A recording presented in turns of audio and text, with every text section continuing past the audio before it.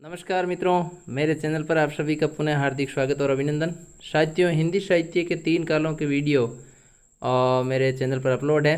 आप वहां से देख सकते हैं क्रमवाइज सभी के। और आज का अंतिम काल है जिसकी शुरुआत कर रहे हैं इस वीडियो से, हिंदी साहित्य का आधुनिक काल। तो आधुनिक काल के कुछ नोट्स के बारे में हम चर्चा करते हैं। चैनल पर नए हैं तो सब्सक्राइब कर लें प्लीज़। और आगे जो बढ़ती है IB कॉलेज लेक्चरर और अन्य जो भी भर्तियाँ आएगी उसमें बहुत कारगर सिद्ध होंगे आपके लिए ये। आप लंबी मेहनत करें, परिश्रम करें और लाइक और शेयर करना ना भूलें, कमेंट करके राय भी दें, अधिक से अधिक मित्रों तक ज़रूर पहुंचाएं। तो साथियों, आधुनिक काल का जो सीमा निर्धारण है उससे शुरू करते हैं।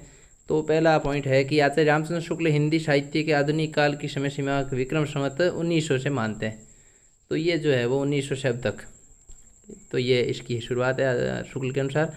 शुक्ल ने आधुनिक हिंदी साहित्य के इतिहास को निम्नांकित भागों में विभक्त किया है: प्रथम उत्थान काल, द्वितीय द्युतान काल और तृतीय उत्थान काल। तो प्रथम विक्रम संवत 25 से 50, 50 से 75 और 1975 से अब तक, ये शुक्ल जी का है। शिव कुमार शर्मा ने अपनी पुस्तक हिंदी साहित्य का युग और प्रवृत्तियाँ, ये जो पुस्तक है उनकी, इसमें हिंदी साहित्य का आधुनिक काल का विभाजन इस प्रकार किया गया: प्रथम, द्वितीय और तृतीय चरण।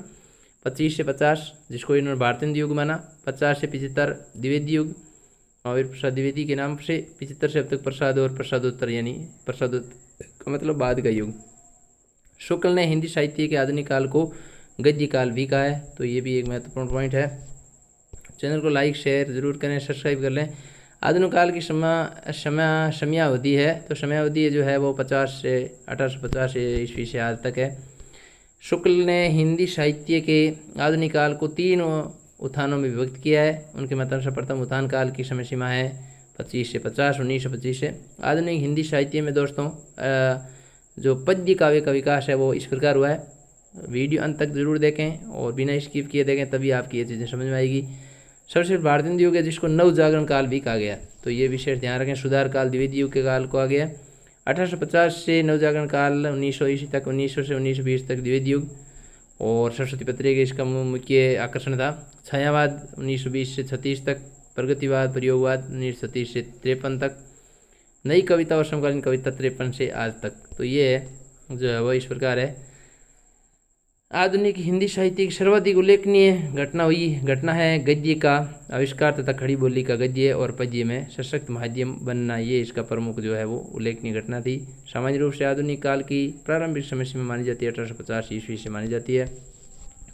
मित्रों, हिंदी साहित्य के आधुनिक काल को गद्य काल कहने वाले विद्वान आचार्य रामचंद्र शुक्ल है। साथियों, जरूर इसको आप याद रखें।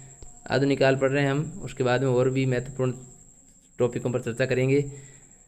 आप चैनल से जरूर जुड़ें। आधुनिक हिंदी साहित्य में गद्य साहित्य के विकास को किन 4 भागों में बांटा गया है? तो भारतेंदु, द्विवेदी, छायावादी युग और छायावादोत्तर युग, यानी छायावाद के बाद का युग। काव्यखंड भारतेंदु युग 1850 से 1900 ईस्वी तक। आधुनिक काल के प्रवर्तक भारतेंदु हरिश्चंद्र माने जाते हैं, और क्योंकि उन्होंने पहली बार खड़ी बोली में गद्य लिखा तथा पहली बार राष्ट्रीयता की भावना से देशवासियों को जो है आंदोलित किया। हिंदी नवजागरण के अग्रदूत माने जाते हैं, तो ये भारतेंदु हरिश्चंद्र माने जाते हैं। हिंदी गद्य के स्वरूप निर्धारण का श्रेय किसको है? तो भारतेंदु हरिश्चंद्र को है, बाबू भारतेंदु हरिश्चंद्र। भारतेंदु युगीन काव्य की भाषा थी ब्रज भाषा थी। भारतेंदु युग में काव्य की भाषा ब्रज रही, परंतु गद्य लेखन का कार्य खड़ी बोली में हुआ। आगे चलकर द्विवेदी युग में गद्य और पद्य दोनों के लिए जो है वो खड़ी बोली हो गई। हिंदी साहित्य के आधुनिक काल का आरंभ भारतेंदु हरिश्चंद्र से माना जाता है। भारतेंदु हरिश्चंद्र की कर्म भूमि रही है काशी, जिसका नया नाम अभी वाराणसी है, बनारस भी कहते हैं। हिंदी, हिंदू और हिंदुस्तान की वकालत करने वाले भारतेंदु युगीन कवि थे। प्रताप नारायण मिश्र ने ये नारा दिया था। आधुनिक हिंदी साहित्य का पिता किसे माना जाता है? तो भारतेंदु हरिश्चंद्र को माना जाता है साथियों, तो इसको जरूर आप याद रखें। भारतेंदु हरिश्चंद्र का जीवन काल 1850 से 1885 तक था। मुक्त धर्मी काव्यों का सृजन किस युग में हुआ था? तो ये भारतेंदु युग में ही हुआ था। भारतेंदु युग का दूसरा नाम है पुनर्जागरण काल या नवजागरण काल। सुधार काल नाम है वो है वो द्विवेदी युग। भारतेंदु युग में रचित राष्ट्रीय चेतना की प्रमुख रचना है भारत दूरदशा। ये जो रचना है भारतेंदु हरिश्चंद्र की वो है प्रसिद्ध। हिंदी साहित्य में धार्मिक सामाजिक पुनर्जागरण आंदोलन को बल प्रदान करने वाले भारतेंदु हरिश्चंद्र माने जाते हैं साथियों, तो इसको भी जरूर याद रखें। हिंदी साहित्य के आधुनिक काल का आरंभ माना जाता है भारतेंदु हरिश्चंद्र के भारतेंदु युग से। हिंदी साहित्य में भारतेंदु युग का प्रमुख योगदान था। सबसे बड़ी देन थी गद्य में खड़ी बोली का विकास। भारतेंदु ने अपनी प्रबोधनी नामक कविता में विदेशी वस्तुओं के बहिष्कार की प्रेरणा दी थी। ये भी एक महत्वपूर्ण जो है वो पॉइंट है। भारतेंदु हरिश्चंद्र द्वारा खड़ी बोली में रचित कविता थी कौन सी? तो दशरथ विलाप। दशरथ विलाप जो खड़ी बोली की कविता है। आधुनिक हिंदी साहित्य का प्रवेश द्वार भारतेंदु युग को कहा जाता है। यहाँ से शुरुआत हुई।